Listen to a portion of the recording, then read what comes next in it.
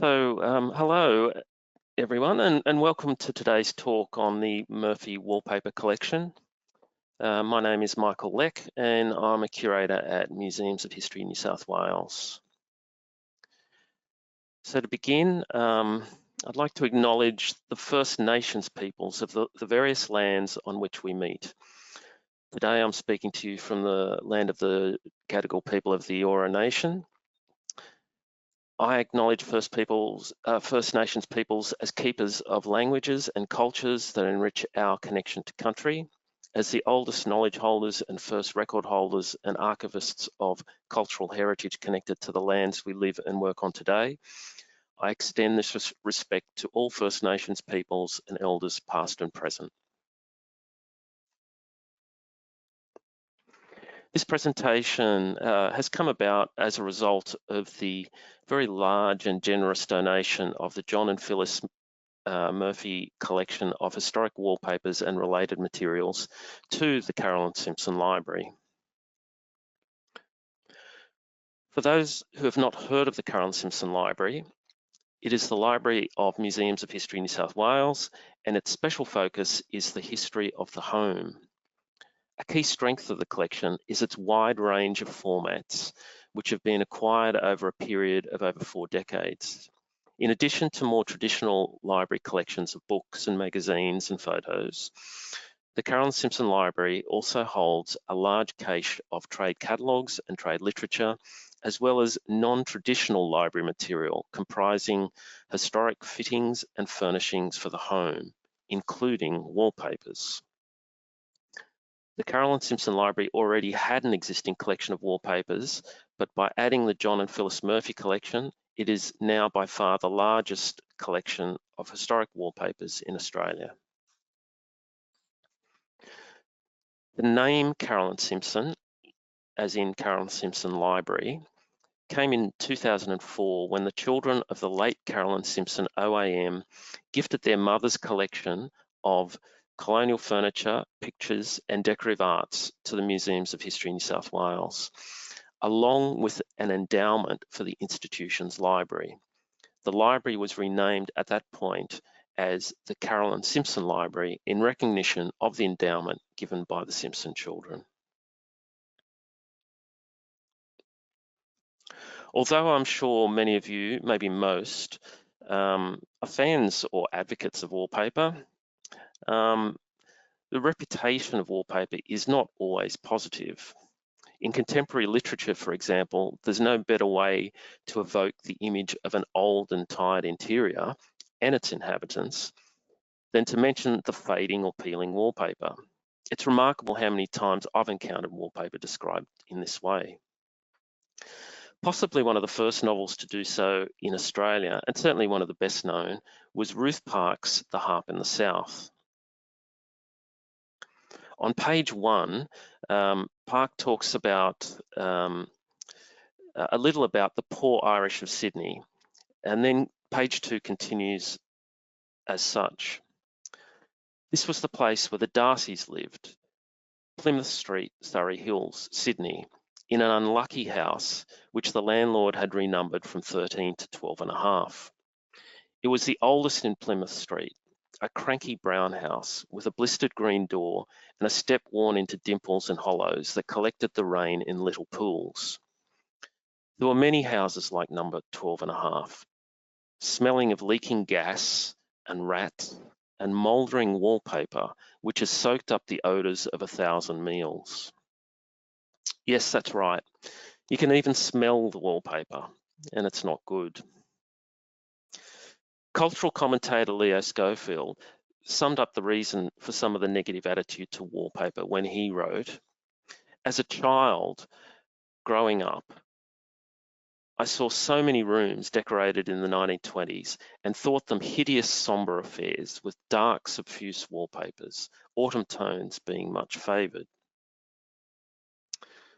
Even Phyllis Murphy, who with her husband John worked as heritage architects for many years, had at one stage a bleak view of interiors in the past, until she started to encounter more and more historic wallpapers. She said, I had the idea that every Victorian era interior was dark and gloomy until I saw the colour in these marvellous wallpapers. John and Phyllis Murphy had become interested in historic interiors, including wallpapers, through their work with the National Trust in the state of Victoria from the late 1950s through to the 60s and 70s. But they never had any intention of starting and building a collection of wallpapers until they were well into their 50s. It all started in 1978 when they were lunching with friends in the town of Kyneton, around 80 kilometres northwest of Melbourne.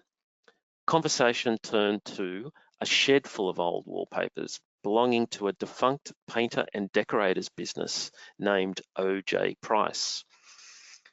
The extended Price family still owned the shed and were struggling to know what to do with the wallpapers. It seemed as though they were destined for the tip. The Murphys almost immediately went to inspect the shed and recognised the value of these wallpapers. So they purchased the shed's contents and began their wallpaper collecting journey. In fact, the collection comprised not only of wallpaper rolls, but also sample books, wallpaper brochures and trade literature, as well as historic paint charts. The majority of these items dated from the late 19th and early 20th centuries. And so began a long process of sorting through the wallpapers, organising them and putting them in the categories. In order to better understand these collections, Phyllis even went back to university to complete a master's degree on the historic wallpapers of southeastern Australia. She eventually gave talks and staged exhibitions and became an expert in historic wallpapers. And so began a second career for Phyllis. Soon Phyllis was fielding questions about historic wallpapers from architectural colleagues, friends, and members of the public who found remnants of wallpaper when renovating their homes. And these remnants were also often acquired by John and Phyllis and added to their collections, providing a rich new source of historical examples, mostly from the second half of the 19th century. In wallpaper collections around the world, often the collection revolves around the work of a designer or a manufacturer. In the case of John and Phyllis's wallpapers, their reason for collecting is not to celebrate the designs of one hero designer or maker, but to examine and record what wallpapers were used in Australia, where and how they were used. Provenance to a place is very important, and it is why John and Phyllis's collection complements that of the Carolyn Simpson Library's existing collection so well. Both have similar aims. So if our home interiors of the past, the 19th and early 20th centuries, were not gloomy, how do we demonstrate that? Sometimes, of course, we only see the past in black and white through the photography available at the time.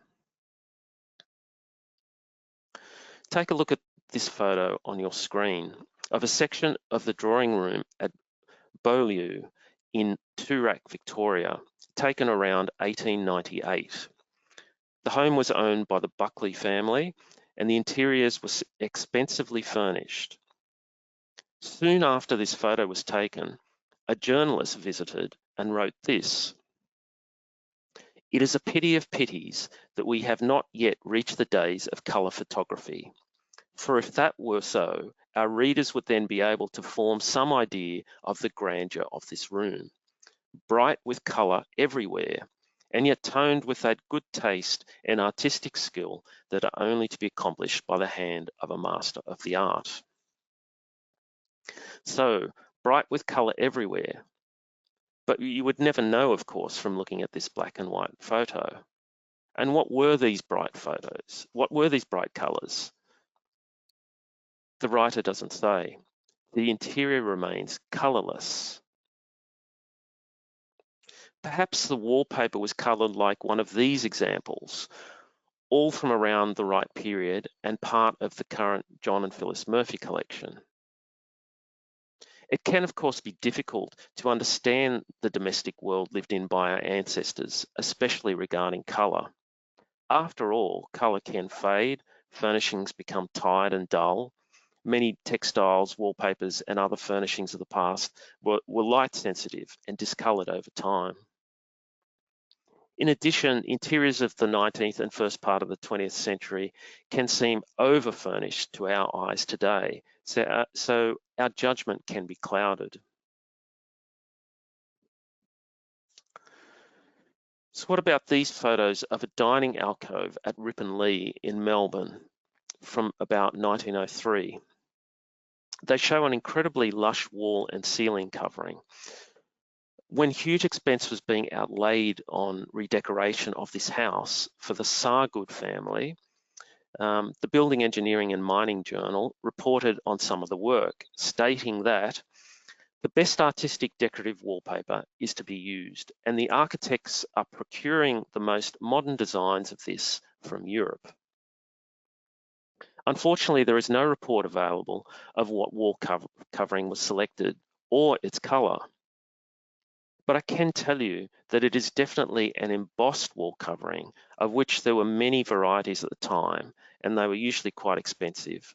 And they had brand names like Lincrusta and Aglypta, and there were types like Japanese leathers, which were not leather at all, but just imitated leather, but they were made in Japan. Like two examples here on the right of your screen.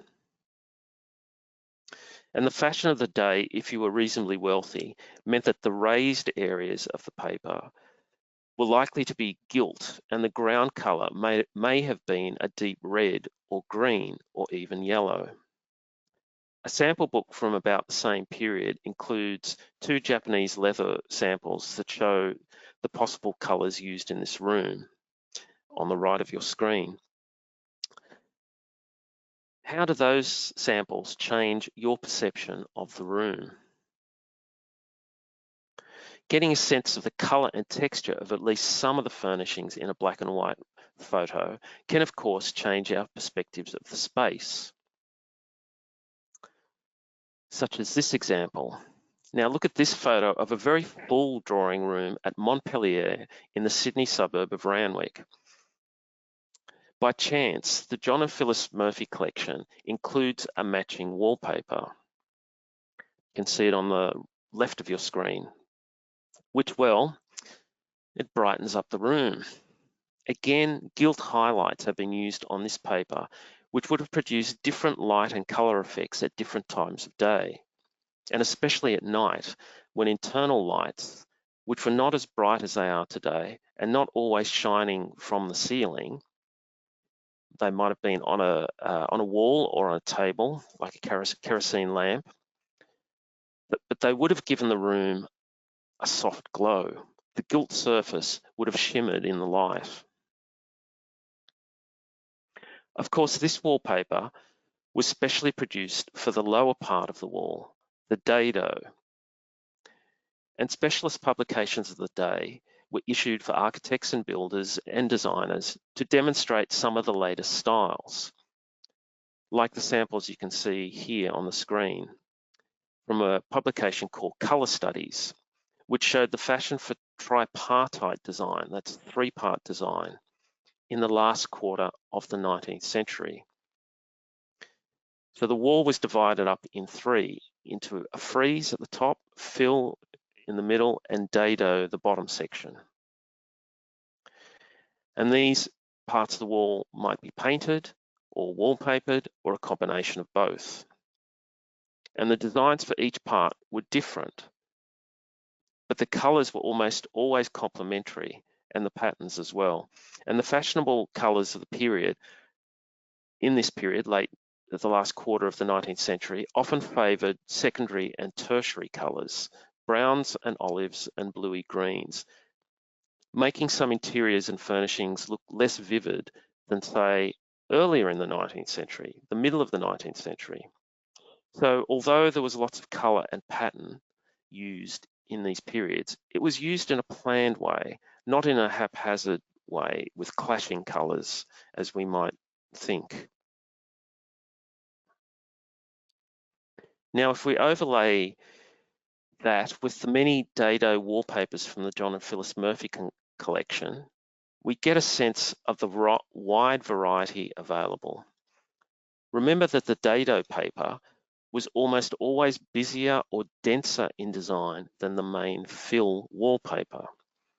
After about 1900, the dado went out of fashion in most rooms of the house, except the entrance hall and maybe some other high-use areas. A densely designed dado could, of course, hide any marks or scuffing that might come from being in a frequently used area.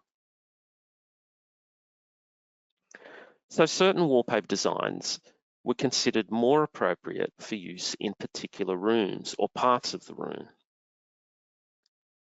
While we are in the entrance hall, it is worth mentioning that in the second half of the 19th and early 20th centuries, it was fashionable to paint the walls or hang wallpaper that imitated masonry, bricks, stone, marble, etc.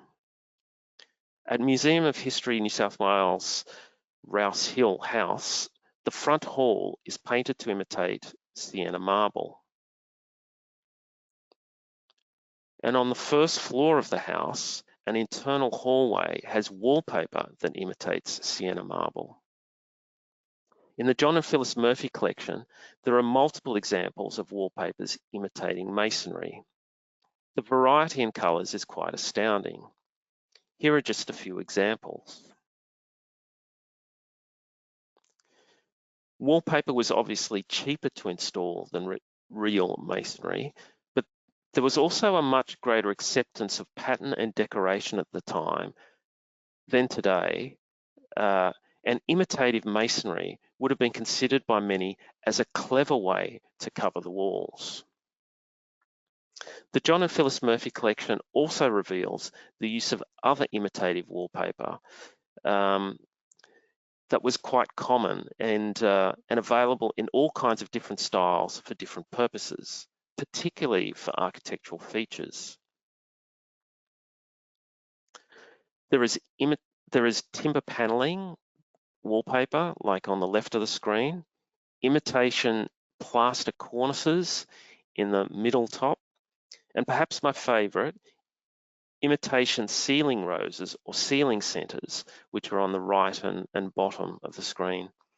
The variety is quite remarkable, each produced with shading to give a three-dimensional or realistic effect. And you did not have to own a substantial house to afford most of these papers. Until about 1840, all wallpaper was printed by rather laborious methods using wood blocks or stencils or a combination. As a result, it was relatively expensive. The image on the left of your screen shows some of that woodblock printing process of wallpapers. But from about 1840, the mechanisation of wallpaper begins using rotary machines that feed in long lengths of paper to be printed. Such printing soon became very sophisticated, and printing of multiple colours became possible. So on the right of your screen, you can see some of the early rotary printing machines, an illustration of them. Most importantly, this kind of more mass production meant that the price of wallpaper plunged so that even those on the most modest of incomes could afford wallpaper. The Murphy collection is full of examples of such wallpaper from modest mid-19th century homes. There's some examples on your screen now. In fact, although Phyllis Murphy said that she was interested in the wallpapers, all the wallpapers that she came across, the papers which gave her the greatest pleasure were, she wrote, the small-scale patterns that grace the walls of modest mid-19th century buildings, such as humble country inns, remote farmhouses, and small cottages. as they seem to reflect the aspirations and lifestyle of European settlers in Australia better than any written word. I think it can be difficult today for us to understand the difference machine printed wallpapers must have made to the mid-19th century homes of people on modest incomes. They would have gone from mostly quite plain walls, perhaps whitewashed, and the only pattern in the house might have been the needlework done by the women of the home, to within a few years, maybe a decade or so in that mid-19th century period, people would have had access to a huge variety of colour and pattern through inexpensive wallpapers and textiles that had become available. These wallpapers were mostly made in the United Kingdom, but widely distributed throughout Australia. Local residents, many of whom had migrated from the UK, could decorate in a style that might have helped them remember their home. And they could aspire to interiors that, at least in a general sense, tried to emulate those of much wealthier homeowners. Even in small country towns and settlements in southern Australia in the 19th century, wallpaper was widely used, perhaps helping to create a cheerful home, but also creating a colourful environment in a potentially harsh and strange Australian climate. An Australian Builder's Price Guide from 1862 shows us the cost of wallpapers, dividing types of wallpapers into different categories. In effect, the cheapest wallpapers cost as little as 4p per roll. A roll was generally about 10 metres long and about 53 centimetres wide. These cheapest wallpapers are described as common pulps on self-coloured paper, and it's highlighted there in the red box. This was the least expensive kind of paper, and the ground or backing of the paper remained uncoloured, or in effect, it used the colour of the paper itself as the background colour. The wallpaper here on the screen is a very basic trellis design, which has faded with use. Its original colour would have been much brighter, and the backing colour, the ground, probably was not quite as dark. The price of these inexpensive wallpapers remained very low for the remainder of the 19th century, meaning that they were very popular and it was of little cost to replace them if they became damaged or soiled. And since ready-made paints were not readily available until the early 20th century, and so more expensive, it meant that wallpapers were widely used in Australia and many Western countries during this period. Up until the 1920s, it would have been rare to find an Australian home that did not have wallpapers somewhere, and often they were everywhere. So the wallpapers Leo Schofield saw as a child, which he remembered as sombre and dark, may of course have faded and discoloured after decades of wear and dust. But in the 1920s, wallpapers could still be incredibly bright and vibrant. Just look at some of these ones from a wallpaper sample book dated 1925. That is, made exactly 100 years ago. Because they are in a sample book, the original colours have been largely retained.